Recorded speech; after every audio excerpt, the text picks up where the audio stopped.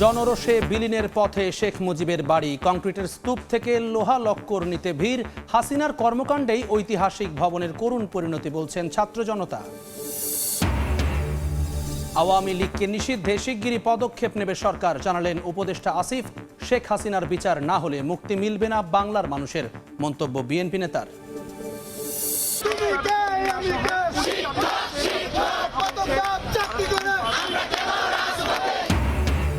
প্রাথমিকে শিক্ষক নিয়োগ বাতিল হওয়া প্রার্থীদের বিক্ষোভে পুলিশের লাঠিচার্জ, ধাওয়া পাল্টা ধাওয়া, আহত বেশ কয়েকজন। শান্তিপূর্ণ আন্দোলনে বাধা দেওয়ার অভিযোগ।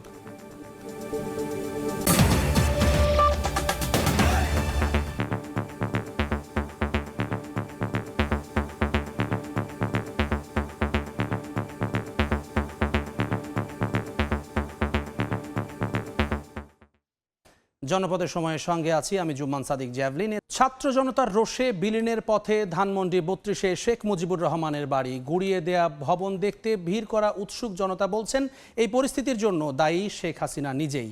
এদিকে ভবনের ধ্বংসস্তূপ থেকে ইট, কাঠ, লোহা কুড়িয়ে নিয়ে যাচ্ছেন নিম্ন আয়ের মানুষ, আবার কেউ কেউ সেলফি তুলে স্মৃতি সংরক্ষণ করছেন। বিস্তারিত জানাবেন আমান নবী। ধ্বংসস্তূপের মাঝে দাঁড়িয়ে আছে শেখ মুজিব স্মৃতি জাদুঘরের একাংশ। ভাঙচুর গড়িয়েছে তৃতীয় দিনে। এদিন এক্সকাভেটরের পরিবর্তে ব্যবহার হচ্ছে হামার, হাতুড়ি, শাবল। শুক্রবার হওয়ায় ঢাকার আশপাশ এমনকি দূর দূরান্ত থেকে অনেকেই দেখতে এসেছেন মুজিবের ভাঙা বাড়ি। স্মৃতি হিসেবে ছবি তুলে রাখছেন অনেকে, বলছেন যা কিছু হচ্ছে তার দায় মুজিব কন্যা শেখ হাসিনার। হাসিনার সরকার ভারতে বসে যে একটা নীল নকশা বাস্তবায়ন করার চিন্তা ভাবনা করতেছে, আমরা ছাত্র জনতা ঐক্যবদ্ধ ছিলাম, আছি, থাকবো ইনশাআল্লাহ। ভবিষ্যতে কোনো সরকার যেন এমন ঘৃণিত কাজ না করে, এটার মাধ্যমে সে বুঝতে পারবে যে তার কতটা ক্ষতিগ্রস্ত এবং খারাপ করেছে। এখানে যেই জিনিসগুলো ছিল এগুলা ভেঙে যাতে আমরা এমন একটা জিনিস তৈরি করতে পারি যেটা আমাদের প্রজন্মে পরিবর্ততে সেগুলো যাতে মনে থাকে। জীবনের ঝুঁকি নিয়ে কংক্রিট আর আসবাব পোড়া ছাই উড়িয়ে লোহালক্কর কুড়িয়ে নিচ্ছেন কেউ কেউ, আবার কেউ ফ্যাসিস্টের চিহ্ন সংরক্ষণ করতে সঙ্গে নিয়ে যাচ্ছেন ইটের টুকরো, এমনকি কয়লাও। এই উঠাকে যে কোনো দুর্ঘটনা করতে পারে, আমি মনে করি এটাকে না রেখে পুরোপুরিভাবে এটাকে মিশে দেওয়া উচিত। গণ অভ্যুত্থানের একটা ইতিহাস, বাচ্চাকে নিয়ে একটু সাক্ষী হলাম, বাচ্চাও শিখবে ভবিষ্যৎ। ক্ষমতাচ্যুত প্রধানমন্ত্রী শেখ হাসিনা ও আওয়ামী লীগের পুনরুত্থান ঠেকাতে সবাইকে এক হয়ে কাজ করার আহ্বান জানান ছাত্র জনতা। কাউসারা চৌধুরী কুমু, সময় সংবাদ, ঢাকা। কোনো অজুহাতেই কোনো নাগরিকের বিরুদ্ধে হামলা কিংবা কোনো স্থাপনায় ভাঙচুর না করতে সকলের প্রতি আহ্বান জানিয়েছেন প্রধান উপদেষ্টা ডক্টর মোহাম্মদ ইউনূস। বিবৃতিতে প্রধান উপদেষ্টা বলেন, দেশের আইন শৃঙ্খলা পরিস্থিতি নিয়ন্ত্রণ এবং নাগরিকদের জানমাল রক্ষায় কাজ করছে আইন শৃঙ্খলা বাহিনী। বিবৃতিতে আরও বলা হয়, হাসিনা এবং তার আত্মীয় স্বজনের দ্বারা বছরের পর বছর অত্যাচারিত হওয়ার কারণে নিজেদের ক্ষোভ থেকে বিভিন্ন স্থাপনায় আঘাত করেছে ছাত্র জনতা। বলেন, নয়াদিল্লিতে আশ্রয়ে থেকেও শেখ হাসিনা জঙ্গিদের সংগঠিত করে দেশে অস্থিরতা তৈরির চেষ্টা করছে।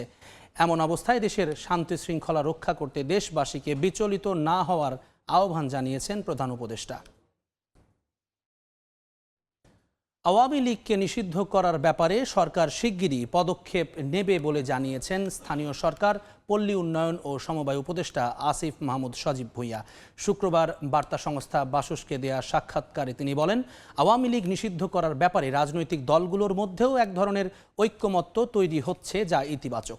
দেশের মানুষ তৎকালীন ক্ষমতাসীন দলের অগণতান্ত্রিক এবং একগুঁয়েমি মনোভাব ও কার্যকলাপ মেনে নিতে পারেনি বলেই 5 আগস্টের আগে ও পরে দলটি নিষিদ্ধ করার বিষয়ে ঐক্যমত্য প্রতিষ্ঠিত হয়। বিএনপির পক্ষ থেকে আওয়ামী লীগ নিষিদ্ধের যে দাবি উঠেছে সেটিকে সাধুবাদ জানান উপদেষ্টা। শেখ হাসিনাকে দেশে ফিরিয়ে এনে হত্যা, গুম, খুনের বিচার দাবি জানিয়েছেন বিএনপি নেতারা। বলেছেন, স্বৈরাচারের বিচার না হলে দেশের মানুষ কোনো দিনই মুক্তি পাবে না। বিএনপি ফ্যাসিস্ট শক্তির কাছে মাথা নত করেনি, ভবিষ্যতেও করবে না বলে মন্তব্য করেন দলটির নেতারা। রাজধানীতে আলাদা আলাদা অনুষ্ঠানে এসব কথা বলেছেন তারা। রাষ্ট্র মেরামতের ৩১ দফা প্রস্তাবনা তুলে ধরতে রাজধানীর সবগুলো থানা এলাকায় কর্মশালা করছে মহানগর বিএনপি। শুক্রবার বিকেলে নগরীর পল্টন থানা বিএনপি আয়োজিত এই অনুষ্ঠানে সংস্কার প্রস্তাব সাধারণ মানুষের কাছে তুলে ধরেন দলটির নেতারা। ঢাকা মহানগর দক্ষিণ বিএনপির নেতারা বলেন, বিএনপি অতীতে কোনো অপশক্তির কাছে মাথা নত করেনি, আগামীতেও করবে না। শেখ হাসিনাকে দেশে ফিরিয়ে এনে হত্যা, গুম, খুনের বিচার করার দাবিও জানান তারা। যদি আমাদের দিকে মিথ্যা অপপ্রচারের কোনো চেষ্টা করে থাকে, তাদেরকে আমরা হুঁশিয়ারি দিয়ে বলতে চাই যে বিএনপি কিন্তু কোনো ছোট দল না। বিএনপিকে যে ধাক্কা দিয়ে ফেলে দিবেন সেটা কোনোদিনও সম্ভব না। বিএনপি জানাতেই ছিল আমরা কারো দয়া নিয়ে রাজনীতি করি না। আন্দোলন সংগ্রামের বিনিময়ে আজকে আমরা গণতান্ত্রিক একটি অন্তর্বর্তীকালীন একটা সরকার আমরা পেয়েছি। আমরা চাই নির্বাচনের ব্যবস্থা করে একটি গণতান্ত্রিক সরকারকে দেশ পরিচালনার দায়িত্ব হাতে দিয়ে আপনাদের মতো চলে যাবেন। একই দিন সকালে জাতীয় প্রেস ক্লাবে বাংলাদেশ সাম্যবাদী দলের কেন্দ্রীয় সম্মেলনে বাংলাদেশের বিপ্লবী ওয়ার্কার্স পার্টির সাধারণ সম্পাদক সাইফুল হক বলেন, দেশের মানুষের প্রত্যাশা পূরণে ব্যর্থ হয়েছে বর্তমান সরকার। রাজনৈতিক দলগুলো আমরা অঙ্গীকারাবদ্ধ জনগণের কাছে, ভবিষ্যতে নির্বাচিত পার্লামেন্ট, নির্বাচিত সরকার, জনগণের কাছে যাদের অঙ্গীকার রয়েছে, তারা বাংলাদেশকে নতুন গণতান্ত্রিক অভিযাত্রার দিকে তারা নিয়ে যাবেন। একই অনুষ্ঠানে বিএনপির ভাইস চেয়ারম্যান বরকতুল্লাহ বুলু বলেছেন, শেখ হাসিনার বিচার না হলে মুক্তি পাবে না দেশের মানুষ। 90 দিনের মধ্যে এই সরকার একটি নির্বাচনের রোডম্যাপ তৈরি করে দেওয়া উচিত ছিল। আজকে 180 দিন হয়ে গেল, তারপরেও আপনারা বলছেন এখনো সময় হয়নি। কিন্তু আজকে জনগণের দাবি, দেশে আইন শৃঙ্খলার পরিস্থিতি নাই। এদিকে শুক্রবার দুপুরে দেশের বর্তমান পরিস্থিতি নিয়ে বিএনপির স্থায়ী কমিটির বৈঠক অনুষ্ঠিত হয়েছে। যুক্তরাজ্য থেকে দলটির ভারপ্রাপ্ত চেয়ারম্যান তারেক রহমান ও যুক্তরাষ্ট্র থেকে বিএনপি মহাসচিব মির্জা ফখরুল ইসলাম আলমগীর এবং স্থায়ী কমিটির সদস্য আমির খসরু মাহমুদ চৌধুরী ভার্চুয়ালি অংশ নেন। আহমেদ সালেহিন, সময় সংবাদ, ঢাকা।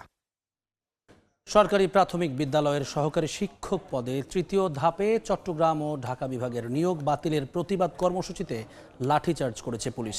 শুক্রবার প্রধান উপদেষ্টার বাসভবন যমুনার সামনে জড়ো হতে থাকেন নিয়োগ প্রত্যাশীরা। তাদের অভিযোগ, শান্তিপূর্ণ কর্মসূচিতে বাধা দিয়েছে পুলিশ। এতে বেশ কয়েকজন আহত হয়েছেন বলেও দাবি করেন তারা। চলতি বছরের জুলাইয়ে সরকারি চাকরিতে কোটা পদ্ধতি বাতিল করতে রায় দেন সর্বোচ্চ আদালত। এই রায়ের ফলে কোটার ভিত্তিতে সরকারি প্রাথমিক বিদ্যালয়ের সহকারী শিক্ষক পদে এই 6,500 জনের নিয়োগ অনিশ্চয়তার মধ্যে পড়ে। বৃহস্পতিবার চূড়ান্ত রায়ে যা বাতিল করে দেন হাইকোর্ট। নারায়ণগঞ্জ ফতুল্লা থানা স্বেচ্ছাসেবক দলের নেতা মামুন হোসাইনকে গুলি করে হত্যা করেছে দুর্বৃত্তরা। পুলিশ জানায়, বৃহস্পতিবার রাতে ফতুল্লার পূর্ব লালপুর এলাকায় নিজ বাড়িতে ছিলেন থানা স্বেচ্ছাসেবক দলের যুগ্ম আহ্বায়ক মামুন হোসাইন।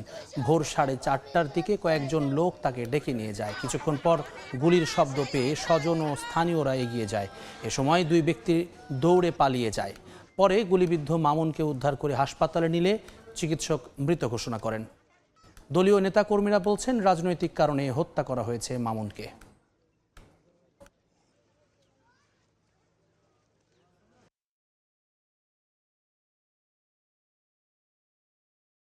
বিকট একটা শব্দ পাইলাম।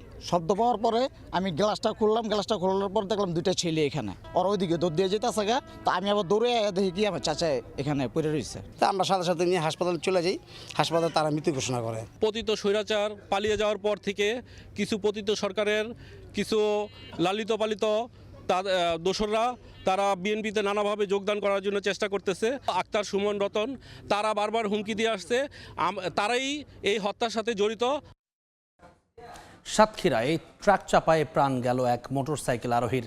এ ঘটনায় ঘাতক ট্রাক চালককে আটক করা হয়েছে। সকালে শ্যামনগরের নকিপুর থেকে মোটরসাইকেলে করে দাঁতপুরে নিজ বাড়ি যাচ্ছিলেন প্রবাসী হজরত আলী। সুন্দরবন ক্লিনিকের সামনে পৌঁছালে বিপরীত দিক থেকে আসা একটি দ্রুতগামী ট্রাক তাকে চাপা দেয়। গুরুতর আহত অবস্থায় উদ্ধার করে উপজেলা স্বাস্থ্য কমপ্লেক্সে নিলে চিকিৎসক তাকে মৃত ঘোষণা করেন।